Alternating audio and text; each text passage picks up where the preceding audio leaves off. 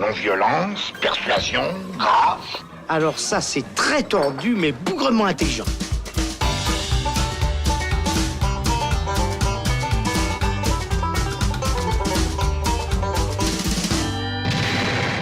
Bonjour à tous, c'est Robin et bienvenue dans Le Shot, la version courte du Saloon où il sera question aujourd'hui des Éternels, le nouveau film du réalisateur chinois Jason Ke. Et puisqu'on avait envie d'en parler, on a pris un spécialiste du réalisateur chinois, en l'occurrence Florian Pouplin. Salut Florian. Salut Robin, merci de m'avoir. Alors, toi, tu es un amateur de Jason Ke, tu as vu pas mal de ses films, et du coup, on a décidé de parler des Éternels avec toi, qui a une sortie malheureusement assez réduite en Suisse romande, mais qui sort quand même, donc c'est l'occasion d'en parler, et peut-être vous donner envie d'aller voir ce film. Florian, est-ce que tu peux déjà nous parler un petit peu de Jason Ke, qui est ce réalisateur chinois qu'on connaît assez mal en Europe? Alors, Jason Ke ou Ke, je ne sais pas comment on dit exactement son nom, est un réalisateur chinois de la 6e génération. Il faut savoir que là-bas, c'est calculé par génération, j'ai jamais vraiment su pourquoi. Et donc tous les réalisateurs de cette 6e génération ont un cinéma un peu underground, un peu réaliste comme ça. Et lui est un peu le porte-étendard de cette génération puisque c'est un des rares, avec Wang Bing, je crois, à avoir une carrière internationale. Nous, en Europe, on le connaît donc surtout depuis Still Life en 2006, qui avait eu le Lion d'Or à la Mostra. Et plus tard, avec Touch of Sin, qui était d'ailleurs sorti en Suisse dans les cinémas Pathé. Moi, personnellement, c'est le premier film que j'ai vu de lui. Touch of Sin, qui était un film à sketch très trash et très réaliste. Enfin, ça allait ensemble, c'était assez fou. Et qui avait eu le prix du meilleur scénario à Cannes la même année. Du coup, je ne me rappelle plus quelle année c'était. Voilà, donc, et depuis en fait, le succès de Touch of Sin, ces deux films suivants, donc Au-delà des montagnes et Les Éternels, sont sortis en Suisse dans des cinémas un peu plus indépendants, donc le City Club et le Grütli à Genève. Les Éternels, d'ailleurs, est encore dans ces deux cinémas ce mois-ci. Donc voilà, Jason Ke, c'est quelqu'un qui a fait une douzaine de films, qui a commencé assez jeune à faire du cinéma, qui a réussi à en faire grâce en 2003 au fait que le gouvernement a privatisé l'industrie cinématographique alors qu'avant c'était sous le contrôle étatique. Donc avant il faisait des films, mais il faisait des films donc underground, c'est-à-dire sans budget, sans aucune autorisation. Et c'est à partir de 2003 qu'il a pu commencer à faire des grands films avec une ambition beaucoup plus grande, comme Les Éternels et comme Still Life, Touch of Sin, etc. Donc voilà pour la brève présentation de Jason Ke. Donc là, on va parler de son nouveau film, Les Éternels, qui était en sélection officielle au Festival de Cannes en 2018, donc qu'on aperçoit quelques mois après sa sortie, et qui nous raconte en fait une histoire d'amour, vraisemblablement, entre une ancienne danseuse et un gangster. Est-ce que j'ai raison, Florian? Alors oui. La première partie du film, c'est un peu ça, mais enfin... Quand on entend ça, on pense plutôt à un scénario un peu américain, mais alors c'est pas du tout comme ça. L'histoire, c'est un gangster, je dirais plutôt. Donc ça se passe dans le nord de la Chine, de là où il est originaire, le réalisateur, et de là où commencent presque tous ses films. En fait, c'est vraiment une région qui est en plus peu connue de la Chine elle-même et du reste du monde. Donc c'était intéressant qu'il en parle. Mais c'est que en fait des petites villes qui sont coupées vraiment du reste du pays parce qu'elles sont dans des grandes étendues. Enfin, c'est super grand. Et comme dans chaque ville, il y a des petits gangsters entre guillemets. Mais alors on est loin du gangster. Genre à l'américaine, tu vois. C'est vraiment le gars, il gère la ville, mais il y a 50 000 habitants. Voilà, donc c'est pas grandiose en fait, c'est pas le mythe du gangster. Et donc oui, ça commence comme ça. Ça commence directement, ils sont en couple avec cette femme qui est jouée par Zhao Tao, qui est donc l'actrice qu'il a dû faire jouer dans les 3/4 de ses films et qu'il a épousée il y a quelques années. Comme ça, c'est pratique. Et il va y avoir forcément un espèce de gang de petits jeunes qui va arriver et qui va vouloir le pouvoir et qui va faire un espèce de guet-apens sur donc, le personnage masculin principal dont je ne me rappelle plus le nom, qui doit s'appeler Wang, on dira, et Bin, merci, et qui est prête à se faire tuer. C'est là que l'histoire va vraiment commencer. Et où sa femme, donc sa copine danseuse, va le défendre avec une arme à feu. Il faut savoir qu'en Chine, avoir une arme à feu, c'est très difficile. Très peu de gens en ont, c'est très régulé. Les seules personnes qui en ont, c'est les militaires, souvent. Voilà. Donc à partir de là, vu qu'elle a tiré un coup, elle va se faire repérer, elle va aller en prison pendant 5 ans, pour lui, en gros. Et de là va commencer sa quête de le retrouver, lui, parce qu'elle l'aime toujours, elle veut le retrouver. Mais lui a disparu, il n'est plus dans la ville, donc elle va passer le reste du film à retrouver ce gars. Voilà. Et lui a fait de la tôle, mais genre 1 an, et puis s'est cassé, et ne l'a jamais attendu après. Donc voilà, il y a un truc chelou, le gars est un peu chelou, est-ce qu'il l'aime toujours? Voilà, on va la suivre elle. Lui, on le voit presque plus. Enfin, c'est pas de son point de vue. Donc voilà l'histoire. Dans Les Éternels, on retrouve tous les ingrédients de Jia Zhangke. C'est-à-dire, tout d'abord, un cinéma qu'on pourrait appeler, nous ici en Europe, un cinéma social,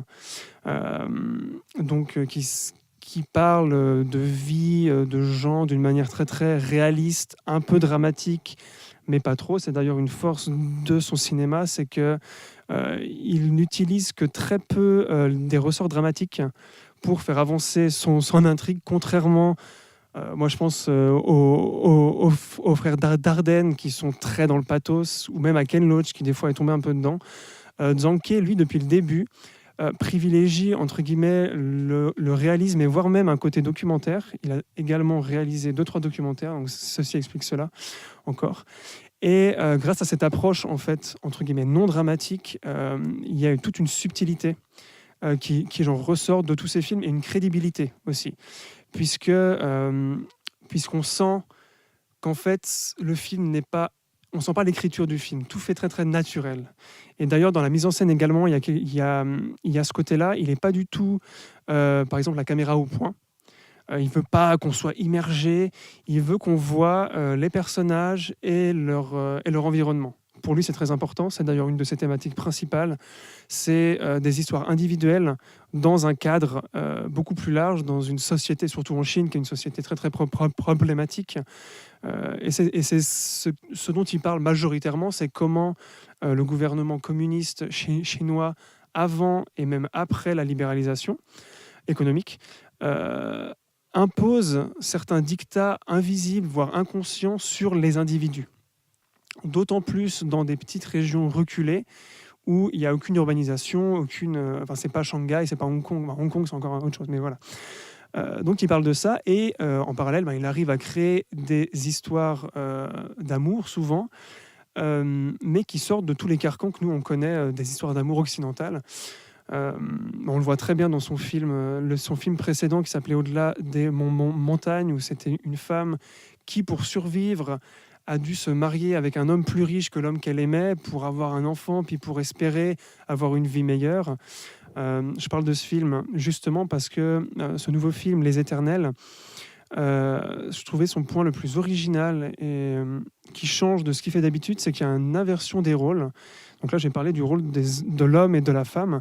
Donc typiquement, dans Au-delà des montagnes, la femme avait ce rôle de victime qui devait faire des choix contre sa volonté pour pouvoir survivre, ou au moins que son enfant puisse avoir une vie en tant soit peu bien, ce qui ne marche pas vraiment à la fin du film en plus. Alors que dans ce film, l'homme a un rôle de lâche, et vraiment ramené, même physiquement, à être assisté en fait.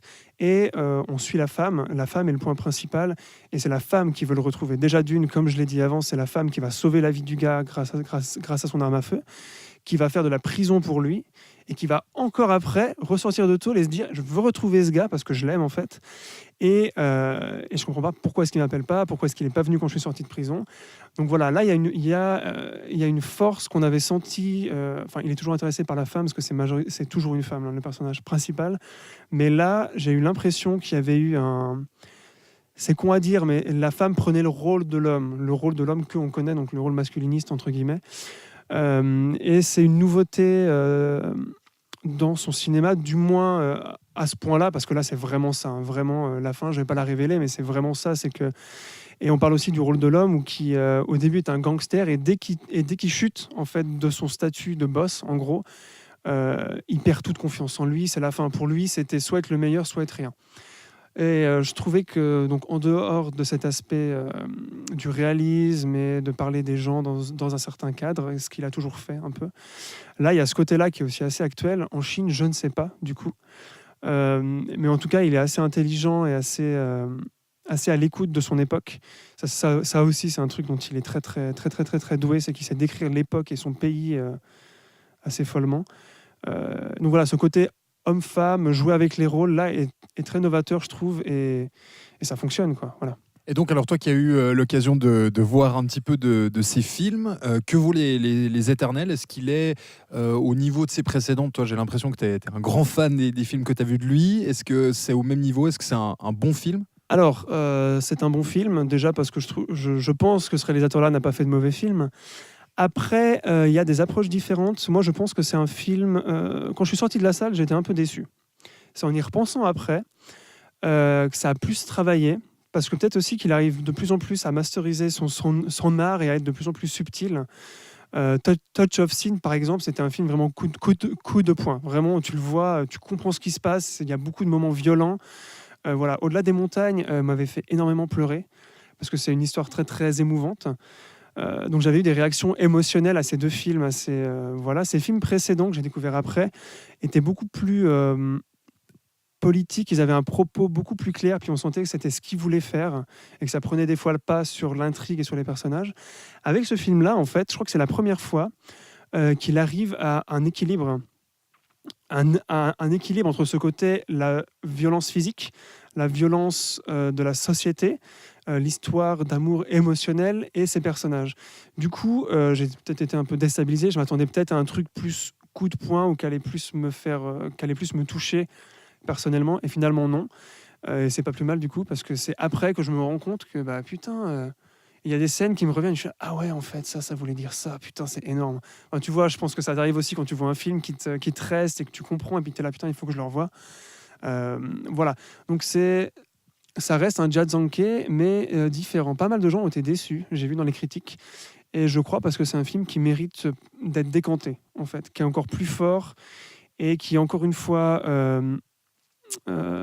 arrive à, entre guillemets, résumer tout ce qu'il a essayé de dire avant. Là, j'ai l'impression qu'il réussit à tout dire en un seul film. Et voilà, quoi, chapeau. Au bout de 12 films, c'est quand même bien. Le mec a pas mal bossé pour arriver là. Alors donc tu le disais, hein, Jason Ke qui arrive en Europe, c'est pas le premier de ces films qu'on peut apprécier en Suisse.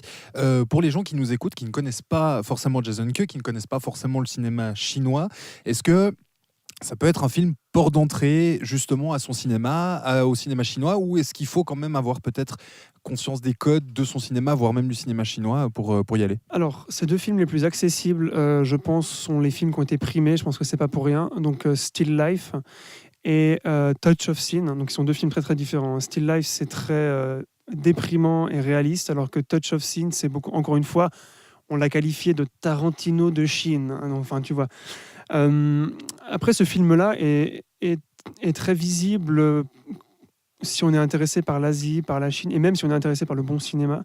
Mais il est moins accessible. Je trouve qu'il est moins accessible, moins évident. Même si moi, qui ai vu la majorité de ces films, j'ai besoin de temps pour mieux l'assimiler et pour mieux le comprendre. Voilà, moi, j'irais plutôt avec Still Life ou Touch of Sin, qui sont un peu deux pendants de son style de cinéma, comme je disais avant.